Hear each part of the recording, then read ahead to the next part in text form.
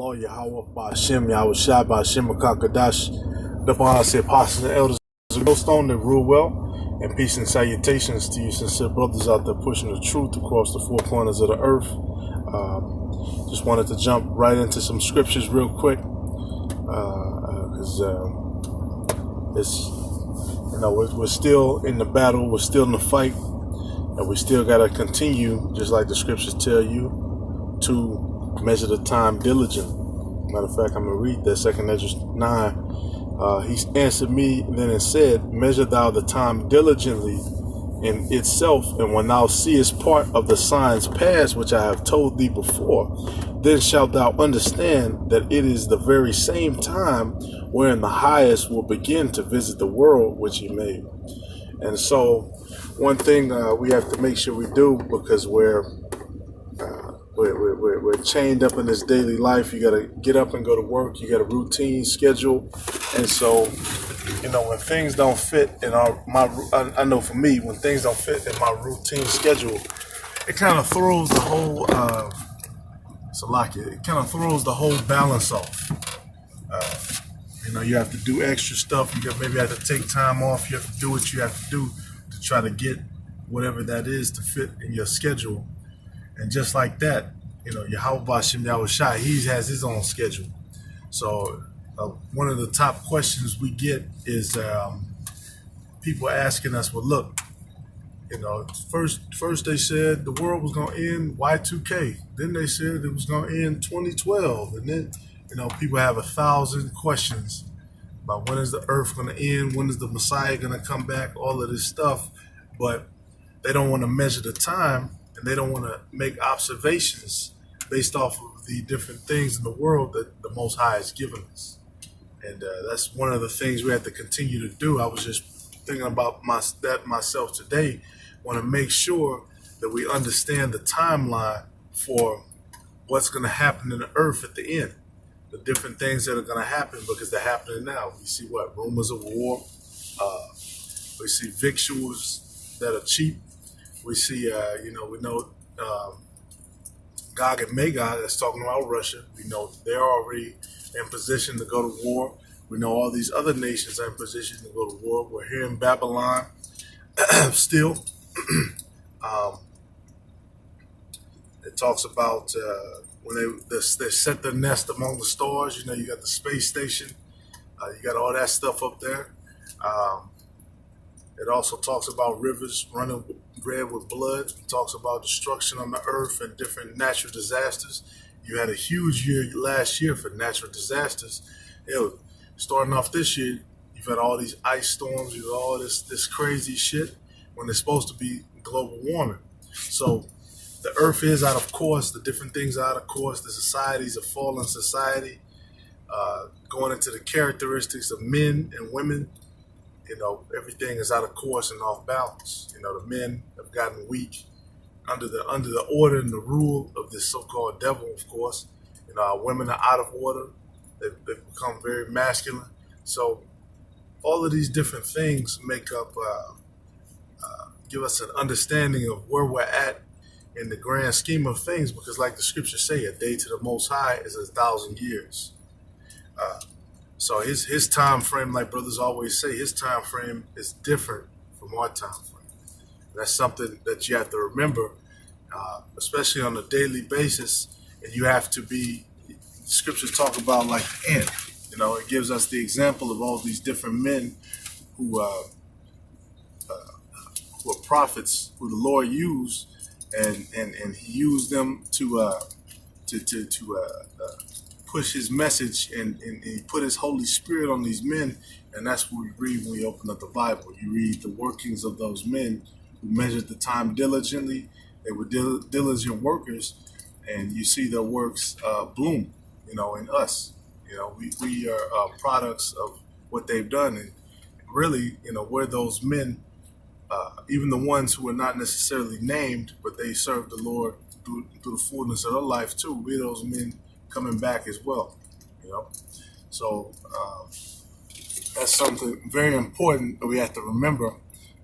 First and foremost, being myself, because it's very easy to get lost in lost in the sauce, lost in the bullshit, lost in the daily ups and downs or whatever. Uh, but just going in, man, because this is these other nations, they've waxed complete. They've waxed so proud against the Most High, and they a lot of them they still have thousands of years of their history written. But unfortunately, with us, our history was all destroyed. And so, one thing about it that's interesting when you look at Salaki, when you look at, and I'm just going off the spirit. When you look at all of their history, when you look at their different history books and the different things that they talk about, one of the things that they all agree on is to never talk about us. That's one thing I noticed. You go through Chinese history, they never tell you about what they were trading. They might tell you, well, look, we did some trading in Africa, whether it be China, whether it be Europe, whether it be whoever, because you had a lot of trade, all the trade from the Mediterranean.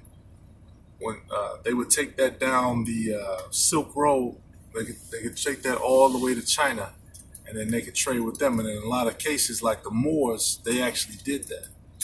And so one of the things, like I said, one of the things you notice with all these different countries, these so-called great countries, one of the things that they never include is any values of our history, any of the names, or any of the kings of our nations. We know our people come from different parts of Africa, namely West Africa, but they never list any of the, like I said, they never list any of the names of our rulership. They never list any of the names of our empires. You go into history, into the average school book, in an elementary or middle school, even a high school. Hell, even advanced placement courses in a high school. They're still not going to tell you the names of the different empires, the customs, the cultures, all the different things that we were doing. And that's going for the North Kingdom and the Southern Kingdom. Because I've actually taken those courses, and like I said, everything is about European colonization. Whenever they give you the perspective, it was always a thing of they came here, under opportunity, and then they just had to do what they had to do. They had to put the people in slavery, and then they built a great empire off of a few bad decisions. So one thing about particularly the Chinese this year, 2019, according to them, is the fucking year of the pig. Like it says, the 12th year in a 12-year cycle. And the Chinese calendar is based, matter of fact, their calendar is based on the lunar cycles. This is something that they took from us, of course, because like the scriptures talk about, Jacob is the former of all things. So, I'm not going to click on it. I'm not going to go into it because they get it wrong, and the scriptures get it right. But their calendar goes off of the moon, and I think it was like mid-January where they actually said that it's the new year, which that's like I said, that's wrong too, because we know the new year is not to the spring, and that's what the Passover is, a celebration. I think the Passover is like the third week in the first month. So, it's, once again, man, when you look at because even let's talking about the Bible. The Bible's been around for thousands of years. So people have had thousands of years. These other nations have had thousands of years to make their observations, to line things up with the scriptures, and to, if they were the chosen people, they were supposed to follow the scriptures. They were supposed to find the name of the Most High, keep the name of the Most High holy, keep his temples holy, keep all the things that he said to do. The Chinese, if you look at them, they're some of the most unclean, filthy, disgusting people in the world. Scriptures talk about Moab is my wash pot. They got all kind of, everybody knows, man, they got all kind of rats in the kitchen. You eat some Chinese food, you get a fucking headache, So the point being, man, Yahweh Bashem Yahushai has set us up to be that nation, man, because a lot of times I know I was talking with some people earlier, and they were reading some dude's name, and he was Indian, or something. He was Elam, for you to understand. And they said, "Oh yeah, he must be a doctor or something." And that's something that a lot of people do. They attribute all these different other nations with success and being something, and oh yeah, he's smart and he's rich, but then they get to us, and it's like a drop off. Well, he's a nigger. Even if you prove yourself to not be that, they're still gonna give you that. So that's how you know that there are spiritual forces against us. And I just want to go into the scriptures, man, because this ain't the year of the pig, man. The head apostle, the really the top prophet on this planet, the high priest on this planet, already appointed this to be the year of Karabma. And this is what the Most High is doing in China right now, which is humor by the Most High. It says, last May, Australian Liz Walsh, her husband, and the 2-year-old twins moved into a 30-story apartment block in the upmarket residential area near Hong Kong's financial and business district. A few weeks ago, the family encountered an unusual neighbors, a tree of wild boars. The boars now regularly wander around the road, blase. It says the number of boar sightings and nuisance reports has more than doubled in the past 5 years, according to the Agricultural, Fisheries, and Conservation Department. The beast, which can weigh up to 440 pounds and can reach up to 6.5 feet in length, have recently run amok. So, they're calling this the year of the pig, and as you can see, they got fucking pigs running around. Hey, because a fucking pig, some of these pigs, like they say, 400 pounds, that motherfucker can break your leg. And look, they just strutting through the street. So yeah, for them, this is the year of the pigs. This is the year where these pigs kick ass. and hopefully they continue to cause holy hell in these people, man, because this ain't the year of the pig. This is the year of the Karagma.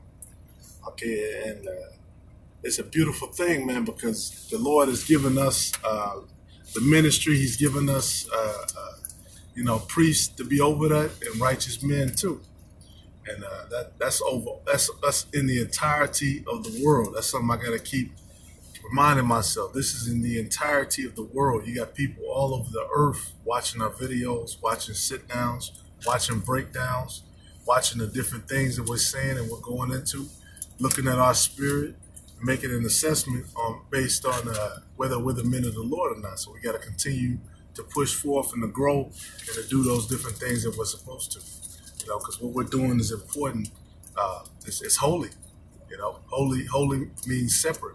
It's not the same. It's like Jake like to say. It's different. I'm a different type of nigga. But anywho, and I'm gonna just jump in. This is Psalm 60:1. This is King David. It said, "O power, thou hast cast us off. Thou hast scattered us. Thou hast been displeased. O turn thyself to us again. Thou hast made the earth to tremble. Thou hast broken it. Heal the breaches thereof, for it is shaken." So David, man, is prophesying as well. This is all prophecy, because King David, he went through some hell too, but he was in rulership. He was king over all Israel, and Israel was in the height of his power. It says, "Thou hast showed thy people hard things. Thou hast made us to drink the wine of astonishment. Thou hast given a banner to them that fear thee, that it may be displayed because of the truth. Salah. That thy beloved may be delivered. Save with thy right hand and hear me. The Most High hath spoken in his holiness. I will rejoice. I will divide Shechem and mete out the valley of Succoth.